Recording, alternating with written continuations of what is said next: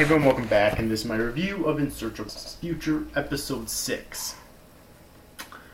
Okay, this was a pretty good episode. Now, the main purpose of this episode is to show that Nagisa apparently is in a family of some sort of rich company, and she's being forced to marry a business partner of her father's, okay?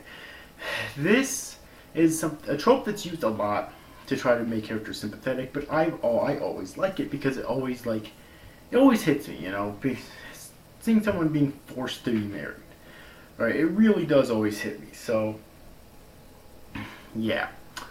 So that's why I'll never really complain about that sort of plot point. Obviously, in this type of series, I highly doubt that she's going to end up marrying him in the end. One thing I thought was kind of weird, though. Actually, two things I thought was kind of weird in this episode is that, first off, Nagisa and So seem to have something going on, like they seem to be in love with each other, but I thought that So and Kaori were the ones who were in love, so it's kind of strange. I mean, if Nagisa's in love with him, then that's fine. That could have been like a love triangle or something, but So, either he's just extremely fucking awkward, which is definitely might be the case, or he's in love with her, which is really weird, or he's in love with both, which would mean he's a player. But either way, though, I highly doubt she's going to end up getting married to him. And the other thing that I found was really weird in this episode was that guy she was supposed to be marrying. Now, at first, he seemed like kind of a douche, but later on he does kind of open up to So, and it's kind of unconfirmed if he actually wants to marry her or not, or even if he does, if he actually agrees with this whole arranged marriage thing or not, or if he's just given up trying to fight against it. It's kind of difficult for me to tell which one, but I think I do kind of like his character by the end of the episode, although it's still the way to go for me to call him a great character, though. And another thing I thought was really weird was that in this episode, when So and Nagisa had their little conversation in private, Nagisa specifically stated that she's given up trying to fight against this marriage. That her future's already been decided for her, and there's nothing that she can do about it. Okay. But at the very end of the episode, when she's in the this bathhouse with that one chick with the blue hair, she says that she's willing to fight against the future that's been chosen for her, basically. Even though just like a scene or two ago, she said that she wasn't. What? So it's kind of weird, kind of inconsistent, but I mean, the pacing's not horrible, but it could have definitely been better. Okay, basically what I'm trying to say in terms of that last point that I just made right there, is that the pacing could have definitely been better. We could probably use some inner monologues with Nagisa to really show how she reverted from giving up fighting against this marriage to what it seemed like she's going to try to continue to fight against this marriage. Okay. And again, if she's able to win, due to some dialogue that one guy said in this episode, I highly doubt that he'll try to fight to get her back.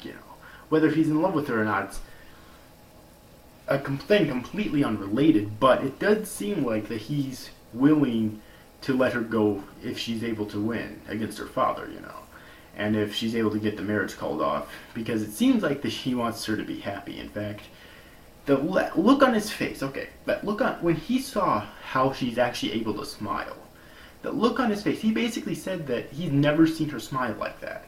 And the look on his face when So told him that that's how she's always at school was hilarious in a way, because he's never seen that face on her before. And that look on his face was like, he probably feels really fucking sorry for her, because he even states specifically that he knows that she probably doesn't want to marry him, okay? But he's given up, but due to the end of the episode, I can tell that she is probably, even though she gets given up before, that she's probably going to continue to try to fight against the marriage, which is good, of course. Now, in terms of this episode overall, though, well, first off, I do want to talk about the animation again. I'm going to keep beating this horse into the ground, because it's really disappointing, okay?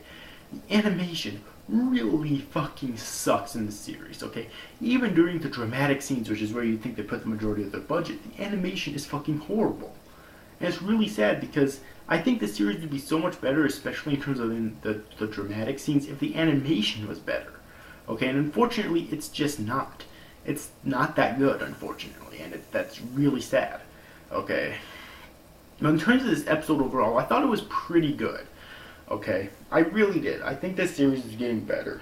Um, it, at this point, I highly doubt it'll make it into my top 10 anime of the season, let alone my top 10 anime of the year. Like, not even fucking close to that. But I still think that it has potential to be a good anime. If you get to see this week's episode of In Search of Lost Future, then I definitely recommend that you do. Well, I guess I can kind of wait for next week's episode, but I'm still excited to watch next week's episode in a way. Okay, because I'm interested to see where this plot point's gonna go. Unless, of course, they just abandon it, because apparently they completely fucking abandoned the plot point that happened at the end of the first episode, which was that Kaori died and then time reset. Now, here's the thing. I want to talk about this, and when the series finishes, I'll probably talk about this in my full series anime review as well, but when that first episode ended, it seemed like it was going to be like a combination of both Rumbling Hearts and Higurashi. And as depressing as that sounds, like depressing enough to make some people commit fucking suicide, because Rumbling Hearts is the most depressing anime I've ever seen in my life. So depressing that I haven't finished it yet, and I started watching it like around July. I only had like 13 or 14 episodes total. And then of course Higurashi, lots of people know about Higurashi. But I really thought it was going to be like Higurashi meets Rumbling Hearts, which, as depressing as that sounds, I also thought would have been really awesome, and unfortunately we didn't get that. If I could get an anime that's Rumbling Hearts meets Higurashi, and it was really fucking good, oh my god, that would be amazing. And I was really hoping we'd get that here, and unfortunately we didn't. But either way though, I thought this was a pretty decent episode, and so of In Search of Lost Future. So anyways, overall, I hope you enjoyed this review, guys. These after guys, thank you for watching. Bye bye.